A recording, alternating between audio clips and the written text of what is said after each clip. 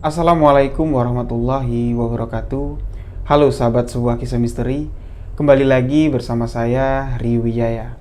Terima kasih buat sahabat-sahabat yang telah mendengarkan kisah yang sudah saya ceritakan.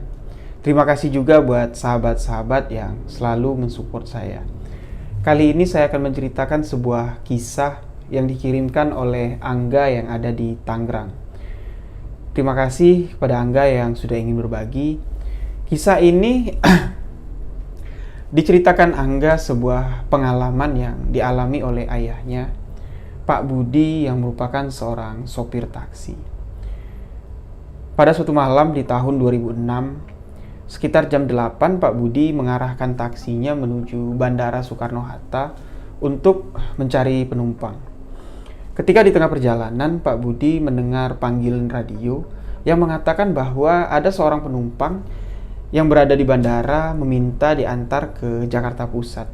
Karena posisi taksi Pak Budi dekat dengan bandara, Pak Budi mengambil orderan tersebut dan langsung menjemput penumpang yang sudah menunggu. Di situ Pak Budi melihat seorang pria yang masih berusia sekitar 28 tahun dengan pakaian rapi, setelan jas, dan membawa sebuah koper. Pria itu naik ke dalam taksi Pak Budi dan meminta diantarkan ke sebuah apartemen yang berada di Jakarta Pusat. Mereka pun melakukan perjalanan pada malam itu. Jakarta agak sedikit macet. Jadi di tengah kemacetan, Pak Budi nggak sengaja melihat ke arah kaca spion mobil yang ada di atas. Di situ Pak Budi melihat gelagat aneh dari penumpang yang ia bawa. Seolah-olah ada dua penumpang yang ada di belakang. Pria tersebut seolah-olah berbicara ngobrol dengan santai dan akrab, sesekali sambil merangkul dan seperti mengusap bagian rambut dari orang yang ada di sebelahnya. Pak Budi penasaran apa yang dilakukan penumpang ini dan dia memutar kaca spion yang ada di atas untuk mengarahkan ke belakang agar terlihat jelas ya. Dia melihat memang benar ada seseorang yang ada di sana. Seorang wanita cantik yang menggunakan kebaya panjang berwarna kuning emas. Dia mengatakan layaknya seorang putri raja yang ada di film-film. Mirip sekali dan sangat cantik. Menggunakan mahkota kecil, ngobrol sangat akrab dan sesekali mereka bercanda dan saling merangkul. Nah, karena Pak Budi sangat kaget dengan apa yang dia lihat, Pak Budi memperhatikannya sehingga ketahuan oleh penumpang yang ada di belakang kalau Pak Budi mengintip dari kaca spion. Dengan deheman yang seakan memberi isyarat kode kalau apa yang dilakukan Pak Budi udah ketahuan. Pak Budi langsung kaget dan malu karena ketahuan mengintip dari kaca spion. Pak Budi pun langsung fokus lagi mengendarai taksinya menuju ke sebuah apartemen mewah di bilangan Jakarta Pusat. Ketika Pak Budi ingin membukakan pintu, pria tersebut langsung membayarkan argo taksi dan memberikan tips kepada Pak Budi. Sebelum dia masuk ke dalam apartemen, dia memberikan sebuah kartu nama kepada Pak Budi dan berkata, kalau suatu hari nanti Bapak membutuhkan pekerjaan, bisa langsung hubungi nomor saya yang ada di kartu nama. Siapa tahu nanti Bapak bisa bekerja sama di perusahaan saya. Pak Budi yang mendapat tawaran pekerjaan langsung mengucapkan terima kasih dan pria tersebut masuk ke dalam apartemen dan Pak Budi meneruskan perjalanannya malam itu kembali menuju ke bandara untuk mencari penumpang. Ketika Pak Budi ingin masuk tol dan membayar karcis tol, dengan posisi mobil yang berhenti, Pak Budi melihat wanita yang tadi dilihatnya di belakang yang berbicara dengan pria melintas di depan taksi Pak Budi. Namun di sini Pak Budi mengabaikannya dan terus melajukan taksinya menuju bandara. Nah, memang di sini Pak Budi memiliki kemampuan indera keenam dapat melihat sosok-sosok makhluk gaib. Namun Pak Budi mengabaikan kemampuannya ya, karena Pak Budi nggak terlalu fokus dengan apa yang dia miliki. Jadi setelah beberapa hari pertemuan Pak Budi dengan pria itu, Pak Budi berpikir bahwa pekerjaan yang dia lakoni selama 25 tahun ini, yang sudah menghabiskan waktunya ya, sekarang yang di usianya ke-62 tahun, Pak Budi berpikir ingin mencari pekerjaan yang dapat membagi waktu antara beristirahat dan berkumpul dengan cucu-cucunya. Karena di usia yang 62 tahun ini, kondisi fisik Pak Budi udah nggak sekuat dulu lagi. Pak Budi khawatir kalau nanti terjadi sesuatu saat dia mengendarai taksi pada malam hari. Nah, Pak Budi teringat seorang pria yang memberikan kartu namanya, dan Pak Budi mencoba untuk menelpon nomor yang ada di kartu nama itu. Ternyata benar, nomor itu nomor pribadi dari orang yang memberikan kartu nama itu ya. Di situ Pak Budi mengatakan bahwa Pak Budi tertarik dengan tawaran yang diberikannya. Mereka pun melakukan janji untuk ketemu di sebuah perkantoran di Kuningan, Jakarta. Pada siang hari jam 1, Pak Budi tiba di sana dan langsung bertemu dengan pria yang diantarnya ke apartemen. Yang ternyata seorang pengusaha muda yang sukses dan juga seorang pengusaha saham ya, pialang saham. Dan di sini pria tersebut sangat senang dengan kedatangan Pak Budi. Ya, barulah mereka berkenalan dan ternyata pria tersebut bernama, di sini kita sebut saja dengan Pak Wira. Pak Wira sangat senang dengan kedatangan Pak Budi yang mau bergabung bekerja sama dengan perusahaannya. Di sini Wira mengatakan bahwa memang dia membutuhkan seorang sopir yang berpengalaman seperti Pak Budi. Pak Budi langsung disuruh ya, ditawarkan untuk menjadi sopir pribadinya, karena memang sudah 2 bulan posisi sopir pribadi dari Wira kosong. Setelah terakhir sopir yang bekerja dengannya meminta berhenti karena istrinya sakit-sakitan. Langsung Wira menawarkan Pak Budi dengan gaji sebesar 3,5 juta dengan uang lembur, dan jam kerja dari jam 7 sudah standby di apartemennya, dan selambat-lambatnya jam 8 malam pekerjaan Pak Budi sudah selesai. Dan kalau juga nanti ada waktu lembur ya, waktu tambahan dihitung dengan biaya lembur. Di tahun 2006, gaji sopir yang 3,5 juta sudah cukup besar bagi Pak Budi. Dan mereka pun langsung deal untuk bekerja sama.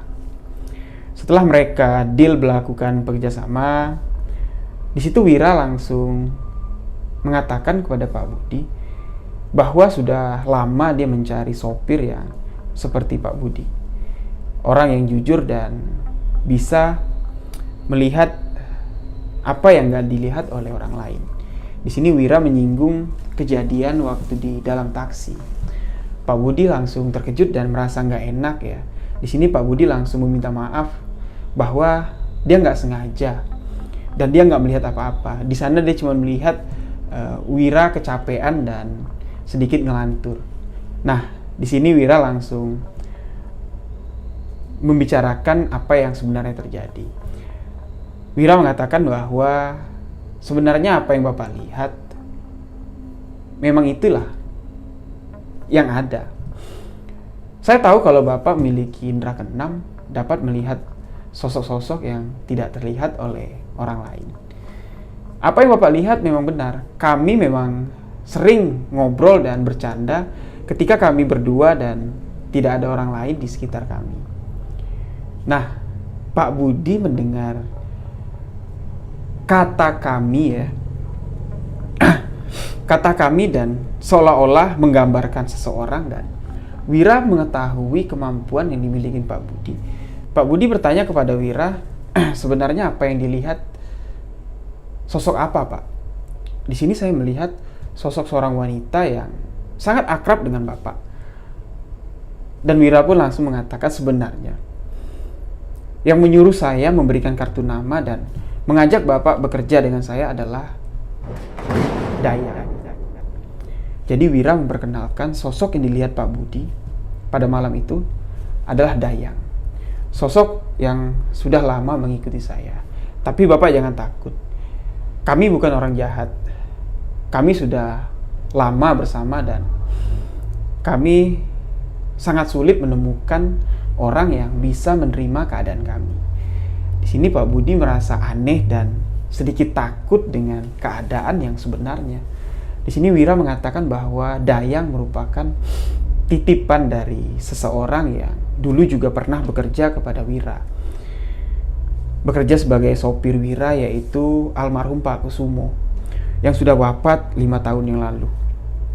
Di sini dengan singkat Wira menjelaskan bahwa pada saat itu Pak Kusumo yang merupakan sopir senior di keluarga Wira yang sudah menemani ayah Wira dan menjadi sopir Wira saat Wira masih muda adalah seorang yang memiliki kemampuan supranatural tinggi ya, memiliki kebatinan yang sangat tinggi, orang yang sangat baik. Dan saat itu ketika Wira sedang sakit parah ya, setelah Wira pulang dari sebuah curug air terjun di daerah Bogor, Wira terkena serangan demam tinggi dan dokter mengatakan bahwa sebenarnya Wira nggak sakit apa-apa. Namun Wira merasakan badannya terasa sangat panas dan dingin ya.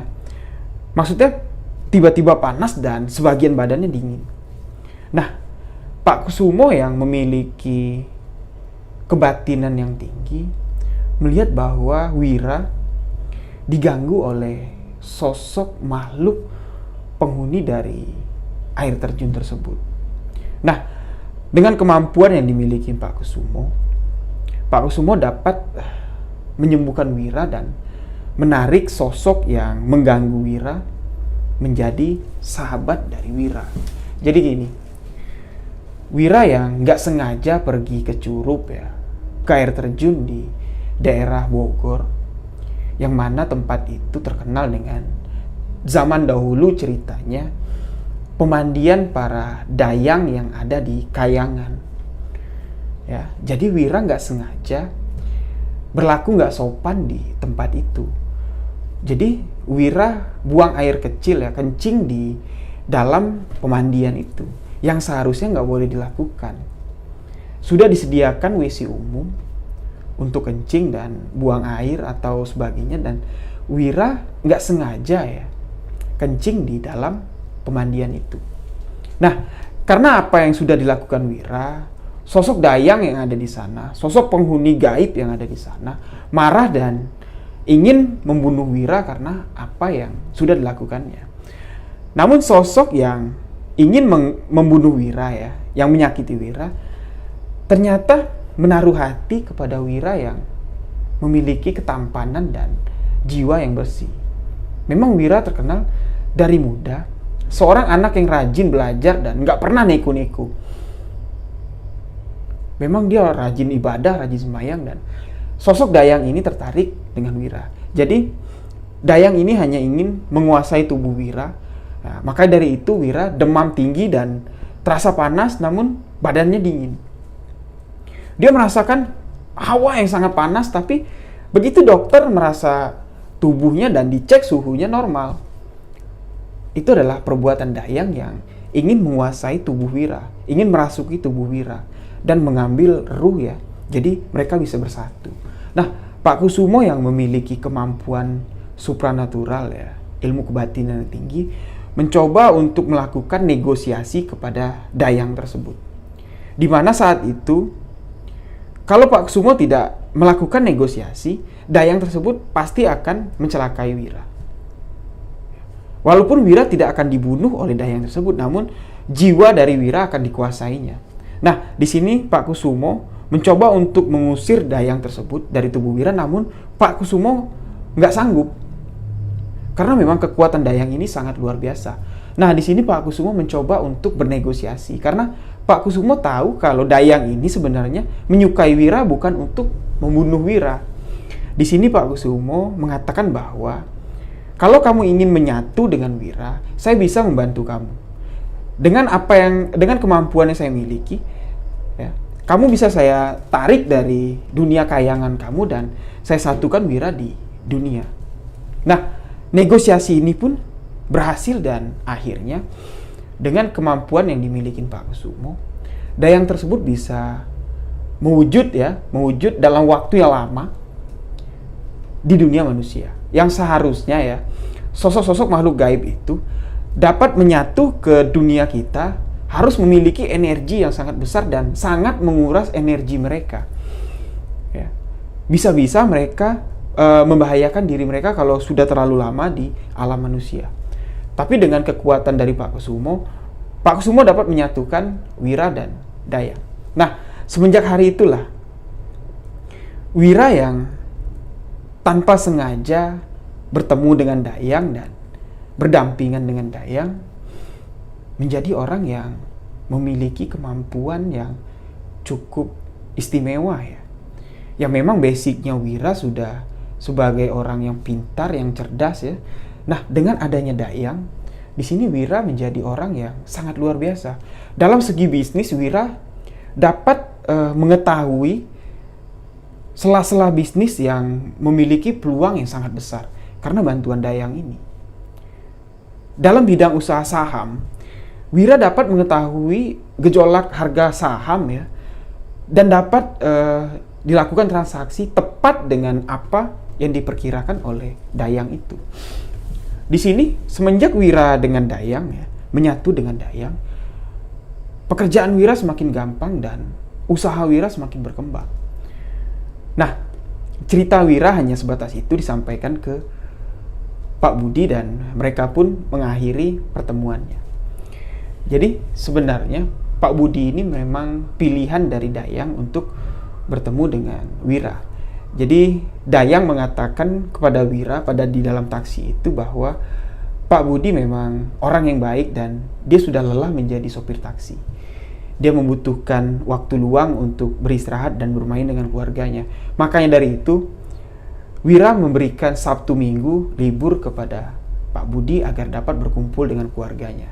Singkat cerita, hari-hari dilalui Pak Budi dengan Wira dengan keanehan yang Wira lakukan dengan Dayang. Setiap di dalam mobil, Wira sudah nggak sungkan-sungkan lagi ngobrol dan seolah-olah akrab sekali dengan Wira layaknya pacar. Pak Budi hanya tersenyum dan kadang Pak Budi juga merasa ngeri ya. Karena terkadang Pak Budi mencoba untuk mengintip. Terlihat di situ Dayang menatap ke arah Pak Budi dengan tatapan tajam seakan-akan melarang melihat apa yang mereka lakukan. Di sini memang Pak Budi nggak berani lancang dan Pak Budi tahu aturan yang harus dia jalankan.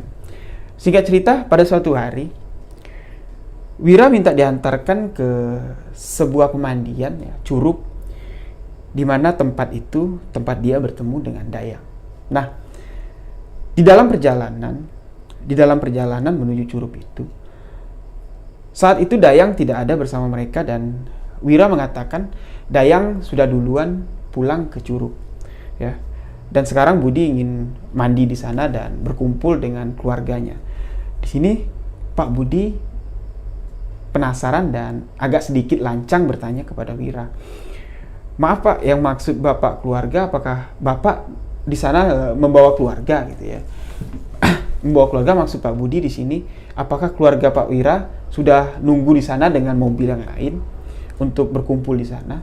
Di sini Wira mengatakan bahwa keluarga saya dengan Dayang, Pak. Saya dengan Dayang sudah bersama sekitar 8 tahun. Dan kami juga sudah menikah. Saya memiliki seorang anak dengan Dayang yang memang bukan anak manusia. Anak saya terlahir sebagai bangsa peri ya. Bangsa peri, jin lah, boleh dikatakan jin lah. Tapi pewujudannya, sosoknya sama seperti manusia, layaknya Bapak lihat Dayang. Seperti apa yang Bapak lihat dari sosok Dayang. Dan wajahnya pun mirip dengan saya, seorang anak laki-laki yang kalau di umur bangsa manusia berusia sekitar 3,5 tahun, namun kalau di bangsa jin sudah tumbuh dewasa. Nah, di sini Pak Budi karena sudah merasa dekat dengan Wira dan coba untuk bertanya sedikit dalam masalah pribadi Wira, dan Pak Budi bertanya, untuk istri sah Pak Wira di dunia nyata, apakah belum ada, Pak? Wira mengatakan bahwa sebenarnya inilah sebuah kesalahan yang sudah saya lakukan. Memang kehadiran Dayang dalam hidup saya membawa keberuntungan. Dan waktu itu juga kalau Pak Kusumo tidak mempersatukan saya dengan Dayang, mungkin saya sekarang sudah mati. Tapi kesalahan saya adalah terlalu cepat untuk memutuskan menikahi Dayang. Karena setelah saya menikah dengan Dayang, saya sama sekali tidak bisa dekat dengan wanita di bangsa manusia. Saya sudah mencoba sekali menikah dengan sesama manusia. Pernikahan saya cuman bertahan 4 bulan. Dan tiba-tiba istri sah saya, kaum manusia, meninggal dunia tanpa sebab dan nggak ada penyakit. Di situ Dayang mengaku kalau dia menghabisi dari istri sah Wira. Dayang mengaku dia menghabisinya karena dia cemburu. Lalu saya mencoba untuk berobat ke paranormal agar bisa memisahkan diri dengan Dayang dan bisa menikah dengan wanita yang normal dan manusia. Karena saya malu, keluarga saya selalu bertanya dan rekan-rekan bisnis saya selalu bertanya, kehidupan saya selalu sendiri. Saat itu saya mencoba lagi melakukan pernikahan kedua. Namun pernikahan saya cuma dapat bertahan sekitar 1 tahun. Tiba-tiba istri saya meninggalkan dengan alasan selalu dihantui oleh sosok yang menakutkan.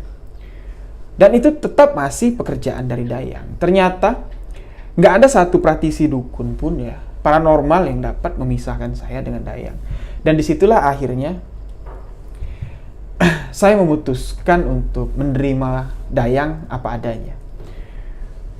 Walaupun orang sering menganggap saya kurang normal ya, dalam arti kata nggak doyan sama wanita, karena saya selalu hidup sendiri dan sama sekali tidak pernah dekat dengan wanita. Bapak boleh lihatlah, sekretaris di kantor saya, seorang pria. Disitulah menjadi guyonan di kantor mengatakan bahwa saya sedikit nyeleweng. Nah, setelah saya 2 kali menikah dan gagal, saya memutuskan untuk menerima Dayang apa adanya dan kami pun dikaruniai seorang anak ya, walaupun anak saya tidak berwujud manusia, tapi tetap saya syukuri. Dan hari ini setiap 1 bulan sekali saya akan datang ke pemandian, ke air terjun untuk bermain, berkumpul bersama anak saya, karena anak saya baru berusia 3,5 tahun ya. Kalau dalam dunia manusia tidak dapat dibawa keluar dari wilayah curug tersebut. Karena saya hanya bisa datang ke sana dan dia tidak bisa datang ke dunia saya, ke tempat kita. Nah, singkat cerita mereka pun sampai ke curug yang ada di Bogor. Di situ Pak Budi dengan kemampuan indera keenamnya, Pak Budi melihat sosok asli dari Dayang yang terlihat cantik bagaikan putri raja yang ada di film-film kerajaan. Di sana Pak Budi melihat sosok asli dari Dayang. Memang tidak menyeramkan, tidak seperti wujud-wujud hantu seperti kuntilanak yang memiliki wajah yang seram, tidak. Dia mengatakan bahwa sosok asli dari Dayang yang ia lihat di sana, Dayang memiliki tinggi lebih dari 6 meter, memiliki perawakan seperti raksasa, telinga panjang dengan tubuh yang kekar. Tapi tetap raut wajah yang dimiliki Dayang memang sangat elok dilihat. Namun hanya sedikit aneh ya kalau kita lihat. Kalau manusia melihatnya ya pasti takut. Tapi kalau Pak Budi melihatnya ya tidak menyeramkan dan tidak menakutkan. masih wajar lah untuk dilihat. Nah, anak dari Wira yang Wira katakan berusia 3 tahun setengah, di sana beliau melihat sosok anak yang besarnya melebihi tinggi dari, ada pohon di situ ya, ada pohon ini cermai, lebih tinggi dari pohon cermai yang tingginya hampir sekitar 2,5 meter. Terlihat sosok yang sangat gagah ya, dengan tubuh yang kekar dan tetap dengan telinga yang naik, tangan dipenuhi bulu-bulu yang halus ya, kulit putih, dan untuk anaknya Wira memiliki mata yang persis seperti mata Wira. Dan sedangkan Dayang memiliki mata yang putih ya, semuanya putih. Tidak ada titik hitamnya, tidak ada hitamnya, semuanya putih.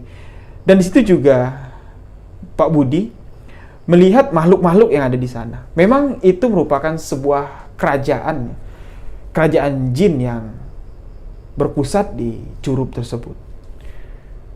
Setelah Pak Budi melihat apa yang terjadi, Pak Budi merasa kasihan dengan Wira. Dan berniat untuk menolong Wira agar bukan untuk memisahkannya, tapi agar dapat Wira menikah dengan manusia normal ya. Bukan maksud Pak Budi untuk memisahkan Dayang dengan Wira, tidak.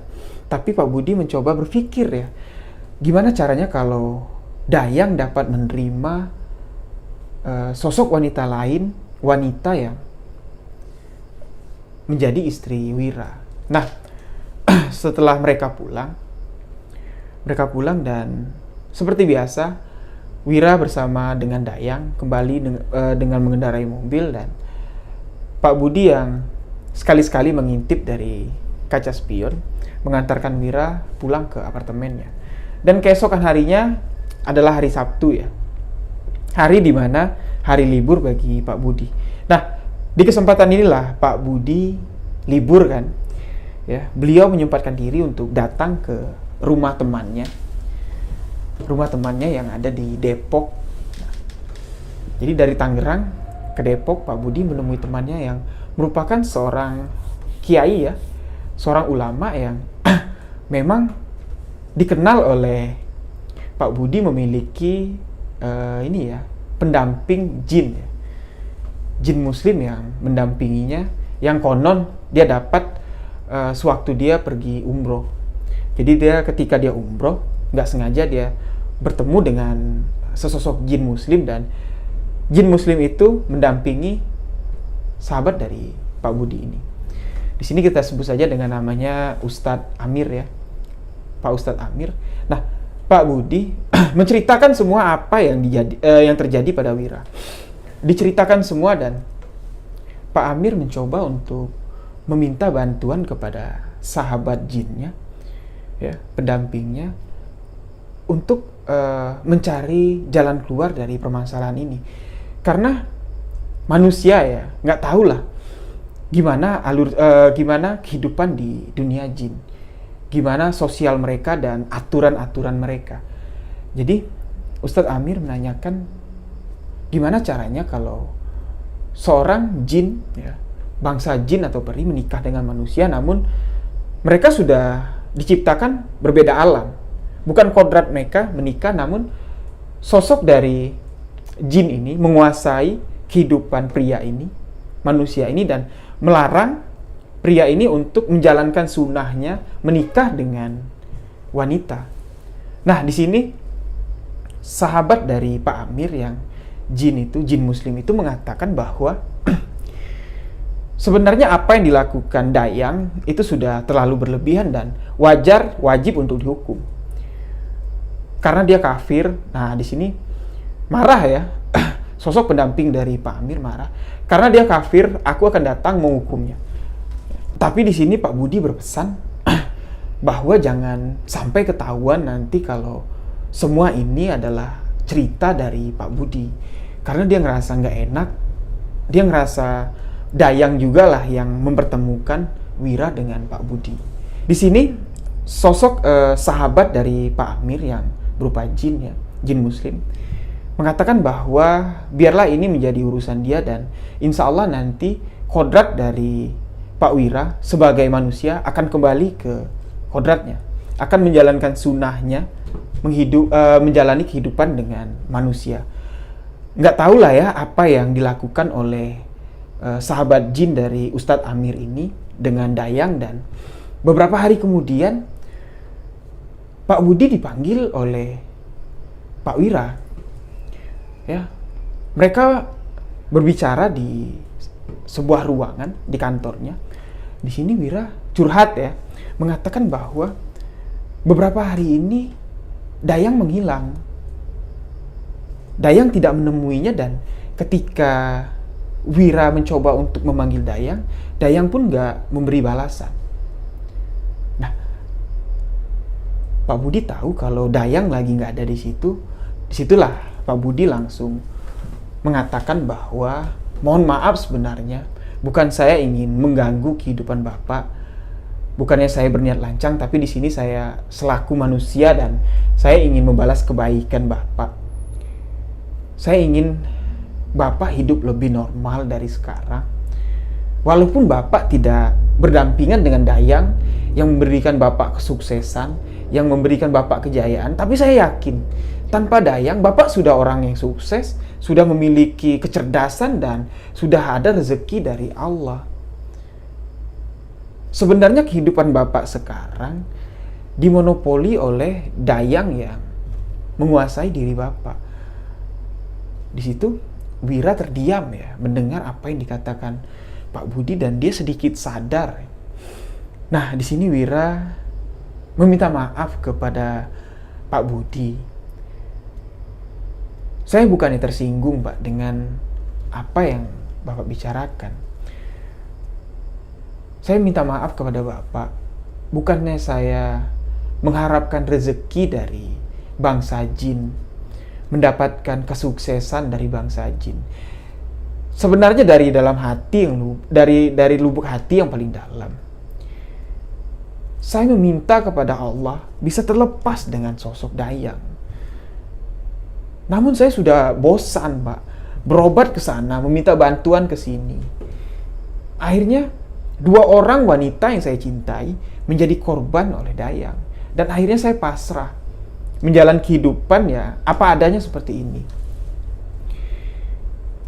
Sebenarnya pertemuan Pak Budi dengan Pak Wira yang dilantari oleh Dayang. Dayang mengatakan kepada Wira bahwa ajak Budi untuk kerja di perusahaanmu karena Budi orangnya baik, bla bla bla. Ternyata itu adalah jalan yang diberikan Allah untuk menjawab doa-doa Wira ya, memisahkan dirinya dari sosok Dayang. Nah, disinilah baru mereka berdua sadar ya, karena jodoh pertemuan mereka diketemukan oleh Allah melalui Dayang. Dan Dayang ya, memang sudah waktunya untuk berpisah dengan Wira. Di sini Pak Budi mengatakan kepada Wira, mumpung sekarang Dayang nggak ada dengan Bapak, sekarang Bapak ikut saya, kita langsung ketemu dengan sahabat saya Ustadz Amir yang ada di Depok. Mereka langsung bergegas ke Depok dan akhirnya bertemulah Pak Budi, Wira, Ustadz Amir, dan sosok jin muslim yang menjadi sahabat Ustadz Amir. Mereka berbicara di musola yang ada di rumah Ustadz Amir, dan di situ dijelaskan bahwa sekarang Dayang sudah dikurung oleh jin yang ada di sana ya, penguasa jin yang ada di sana karena permintaan dari jin dari sahabat Pak Amir. Mereka ternyata bertempur di sana dan kerajaan jin yang ada di Curup ya, yang ada di Bogor dapat ditaklukkan oleh sahabat jin dari Ustadz Amir. Di sini sosok jin dari sahabat Ustadz Amir ini mengatakan kepada Wira, insya Allah kamu akan kembali normal kehidupanmu, tidak kurang satu apapun, maupun itu kesehatan, maupun itu rezeki, dan apa yang kamu miliki sekarang itu sudah menjadi hak kamu. Dan Dayang yang dulu sudah kamu jadikan istri pertama, dia sudah saya Islamkan, dia tetap akan menjadi istrimu. Namun dia sekarang sedang saya penjarakan, menjalani hukumannya, hingga dia bertobat dengan sungguh-sungguh, dan nanti suatu saat Dayang akan kembali ke kehidupan kamu, tetap akan menjadi istrimu, dan kamu akan ditakdirkan kembali menikah dengan sebangsamu manusia. Setelah kejadian ini, Wira merasa senang dan berterima kasih kepada Pak Budi. Setelah kejadian itu, semua apa yang dimiliki oleh Pak Budi tiba-tiba menghilang. Pak Budi tidak dapat lagi melihat sosok-sosok makhluk gaib. Pak Budi tidak dapat lagi sepintas melihat gambaran kejadian yang akan terjadi pada dirinya. Seakan-akan semuanya selesai ya, hilang semuanya. Dan di sini atas jasa dari Pak Budi dan Ustadz Amir, Wira menghadiahkan tiket umroh ke Pak Budi dan Ustadz Amir. Mereka akhirnya berangkat umroh, dan setelah pulang dari umroh, Pak Budi pun pensiun ya dari kerjanya, dan Wira sangat senang, dan Pak Budi dibukakan sebuah usaha di rumahnya, yang mana usaha tersebut sekarang sedang dijalankan oleh Angga. Kisah ini kisah nyata diceritakan oleh Angga karena memang pengaruh ya, efek dari cerita ini masih dirasakan oleh Angga, yaitu usaha yang dimilikinya sekarang berawal dari modal yang diberikan oleh Pak Wira. Namun kisah Pak Wira tidak diketahui lagi setelah dia menikah dengan istri sahnya sebagai manusia, dan Dayang belum tahu ya, atau kembali atau enggak. Di sini Pak Budi nggak tahu. Setelah pernikahan Wira, Pak Budi mengajukan untuk berhenti dan memutuskan untuk di rumah saja, menghabiskan waktu istirahat dengan cucu-cucunya. Apa yang terjadi dalam kisah ini menurut saya cukup unik ya. Kisah yang cukup menarik. Di sini menceritakan romansa percintaan antara bangsa jin dan manusia yang memang diciptakan di dua sisi yang berbeda, di dua dunia yang berbeda, namun pernikahan manusia dan jin memang banyak terjadi. Salah satunya yang diceritakan Wira, dan salah satunya lagi nanti akan saya ceritakan di video saya selanjutnya yang terjadi pada keluarga saya sendiri, yang merupakan buyut ya, kakek buyut dari saya yang menikah dengan seorang jin. Mungkin inilah kisah yang dapat saya sampaikan kali ini. Mohon maaf buat sahabat-sahabat pendengar yang mengatakan kalau di kolom komentar saya berbicara terpatah-patah seperti lemot.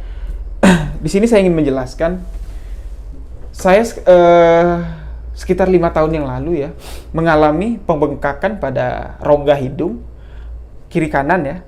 Jadi rongga hidung saya yang sebelah kiri sekarang memang benar-benar sudah tertutup oleh pembengkakan. Jadi ada tulang hidung yang menutup lubang hidung ya. Memang benar-benar nggak bisa bernapas dari sini. Dan di sebelah kanan ini sudah mulai membesar dan sangat susah bernapas dengan hidung. Jadi ketika saya berbicara untuk sebuah kalimat yang panjang, napas melalui perut nggak bisa saya keluarkan dari hidung. Makanya saya terpatah-patah dan memberi jeda untuk bernapas. Mungkin teman-teman dapat memaklumi keadaan yang saya alami sekarang dan dapat menerima kisah yang saya sampaikan, tidak terganggu dengan apa yang kalimat yang terpatah-patah yang seperti teman-teman bilang lemot. Saya ingin menyampaikan dengan ringkas, padat, namun ya memang masalah pernapasan yang mengganggu saya. Mungkin inilah yang dapat saya sampaikan kali ini. Terima kasih buat sahabat semua yang telah mendengarkan. Saya Rio Wijaya mengucapkan wassalamualaikum warahmatullahi wabarakatuh.